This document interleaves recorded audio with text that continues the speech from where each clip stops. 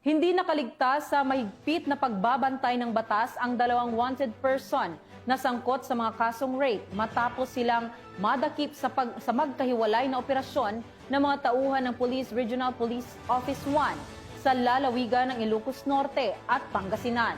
Yan ang tinutukan ni Police Corporal Mark Anthony Pico. Ang regional most wanted person sa San Nicolas, Ilocos Norte dahil sa kasong statutory rape at ang municipal most wanted person ng Pusurubio, Pangasinan dahil naman sa kasong rape sa magkaibang operasyon noong 13 ng Oktubre taong kasalukuyan.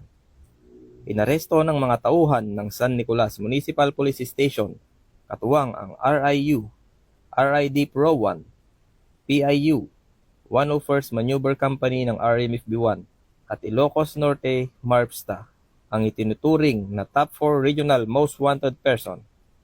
Ang 22 anyos na lalaki ay inaresto sa bisa ng warrant of arrest para sa kasong statutory rape na walang inirekomendang piyansa.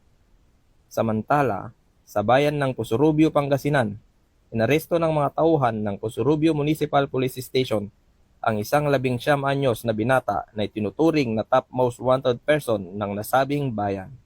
Sa bisa ng warrant of arrest ay inaresto ang suspect dahil sa kasong rape na walang inirekomendang piyansa. Ang dalawang akusado ay kasalukuyang nasa kustudiya ng mga nasabing police station para sa kaukulang dokumentasyon at disposisyon bago iharap sa korte. Ayon kay Police Brigadier General Dindo R. Reyes, Regional Director ng PRO1, patuloy nating ipinapakita sa mamamayan ng Ilocos Region na walang liblib o malayong lugar para sa mga nagtatago sa batas. Ang PRO1 ay mananatiling matatag sa pangakong panatilihing ligtas, payapa at maayos ang ating mga komunidad.